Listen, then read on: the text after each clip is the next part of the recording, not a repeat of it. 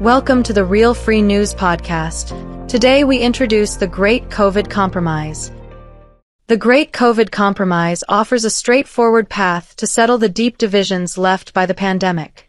Instead of dragging thousands of officials, executives, and influencers through endless lawsuits, the plan requires one simple act from those who pushed mandatory COVID-19 vaccinations. They must now take every dose they once forced on others, in public, on camera, and on the official schedule for the rest of their lives.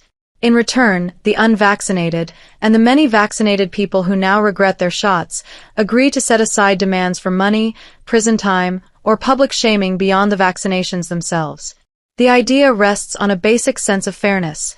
If the vaccines are as safe and necessary as these leaders claimed, they should have no problem rolling up their sleeves and proving it. The pandemic saw governments, corporations, and institutions issue sweeping orders that cost people their jobs, their freedom to gather, and sometimes their health. Elected leaders signed executive orders. Health officials set the rules.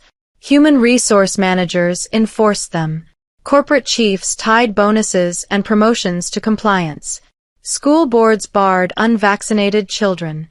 Hospital administrators denied care to the non-compliant. Many of these same decision-makers quietly avoided the shots themselves. Some received saline placebos. Others simply never showed up for their appointments. Freedom of information requests, leaked emails, and occasional admissions have confirmed the pattern from the White House to City Hall and from global agencies to local pharmacies. Litigating every case would take decades and billions of dollars.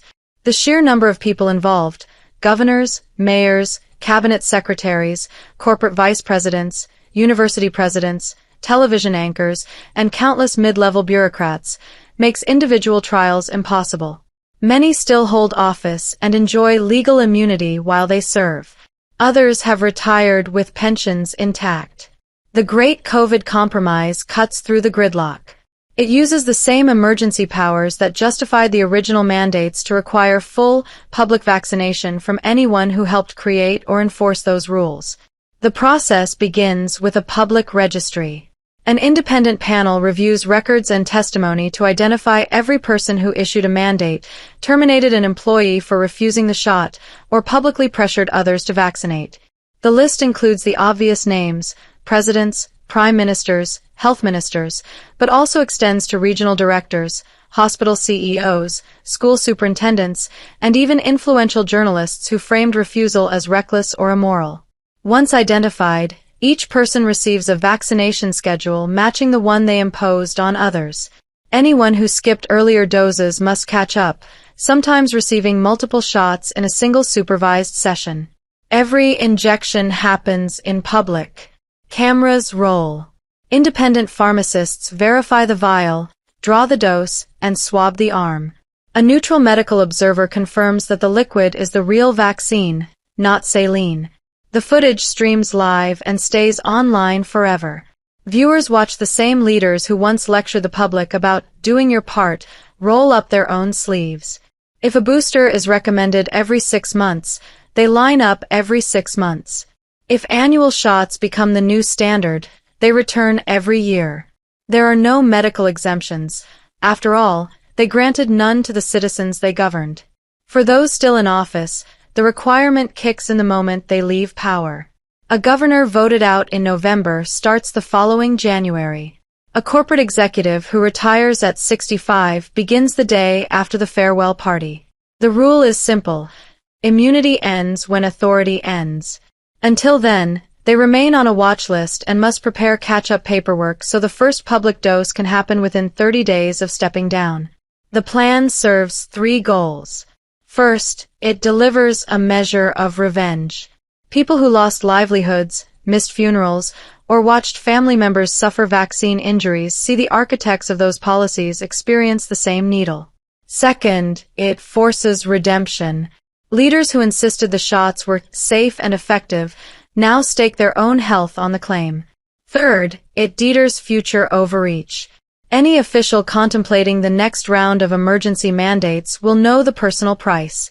Evidence of harm keeps mounting, which makes the demand for reciprocity harder to dismiss. Shortly after injection, millions reported sore arms, fever, and fatigue, reactions the trials called mild but which left some bedridden for days. Rare but dramatic events followed. Young athletes collapsed with myocarditis, healthy adults developed blood clots that traveled to lungs or brains, and a small but growing number suffered anaphylactic shock within minutes of the shot. Over the following months, neurologists saw spikes in Guillain-Barré syndrome, a paralyzing nerve disorder. Dermatologists treated waves of persistent rashes. Hematologists managed cases of immune thrombocytopenia that destroyed platelets and caused internal bleeding. Longer-term signals are grimmer. Cardiologists now find scar tissue in the hearts of teenagers who showed no symptoms at the time of vaccination.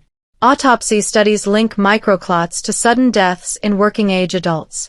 Women report cycles that vanish for months or arrive early and heavy. Fertility clinics see drops in sperm counts among recently vaccinated men. Population data from heavily vaccinated countries show excess mortality that began after the rollout and has not returned to baseline. Oncologists quietly track aggressive tumors that appear weeks after the shot rather than years, tumors that resist standard treatment and kill quickly. Neurologists document cases of relentless fatigue, brain fog, and small fiber neuropathy that mimic long COVID but strike the vaccinated alone.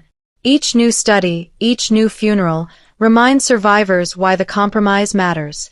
The unvaccinated bore the brunt of scorn and exclusion. Many vaccinated now wish they had joined the holdouts. Regret polls climb with every passing year. Parents who complied to keep their jobs watch their children struggle with heart inflammation. Nurses who administered thousands of doses now limp from blood clots of their own. The architects of the campaign, meanwhile, golf and give speeches and collect board fees, untouched by the consequences they authored. The Great COVID Compromise does not pretend to erase those losses. It cannot restore a cancelled wedding, an abandoned career, or a child's normal heartbeat. It can, however, impose a lasting consequence that fits the crime. Every public figure who demanded, "My body, your choice," must now live by, "Your body, my choice." Every expert who mocked the cautious must swallow the same medicine. Every politician who signed the order must feel the sting. Implementation requires only political will and a few practical steps. Congress or state legislatures pass a short statute invoking residual emergency authority. The registry launches within 90 days. The first wave of retired officials receives summonses by spring. Live feeds begin before summer. The machinery is simple because the original mandate machinery already exists: health departments, pharmacies, cameras, and schedules. Turn the system back on its creators. Some will call the plan cruel. They will invoke bodily autonomy and human rights. The reply is straightforward. Those principles were suspended for millions under far less evidence of danger.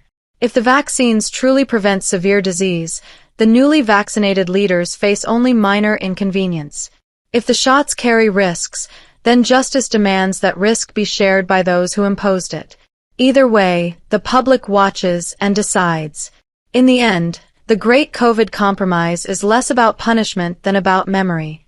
It ensures that the pandemic's architects never forget the power they wielded or the trust they broke.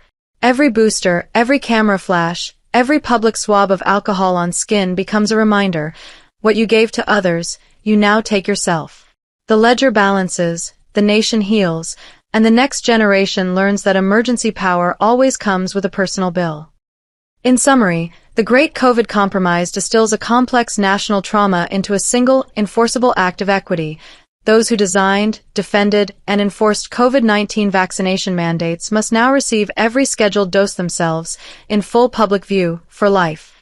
No exemptions, no delays, no placebos. The plan sidesteps decades of costly litigation by replacing lawsuits with syringes, retribution with reciprocity, and a lead exemption with universal accountability. Independent panels compile the registry, verified pharmacists draw the doses, live cameras broadcast each injection. Leaders who skipped earlier rounds catch up in supervised sessions. Incumbents begin the day they leave office. The same emergency powers that once compelled citizens now compel their former overseers. mounting evidence of short-term reactions, cardiac scarring, neurological injury, fertility disruption, and excess mortality underscores why reciprocity cannot wait. Regret grows among the vaccinated, resentment festers among the unvaccinated. The compromise channels both emotions into a ritual of remembrance that heals without paralyzing the courts. Every booster becomes a history lesson. Power without consequence is tyranny. Consequence without exception is justice. Addendum. A direct call to the architects.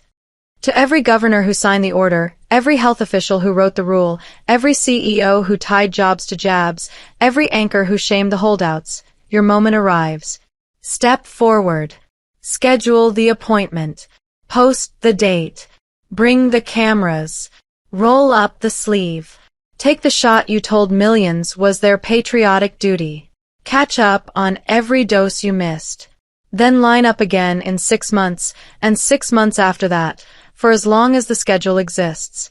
Prove the medicine you mandated is the miracle you marketed. The nation you divided is watching. The families you separated are waiting. The ledger is open. Your name is on it. Front of the line now. Thank you for listening to the Real Free News Podcast. Be sure to like, share, subscribe, and comment on your ideas for the great COVID compromise. Be sure to visit realfreenews.com for more content on this topic. While you're there, visit the Real Free News store for organic, non-GMO, and all-natural foods that are vaccine-free.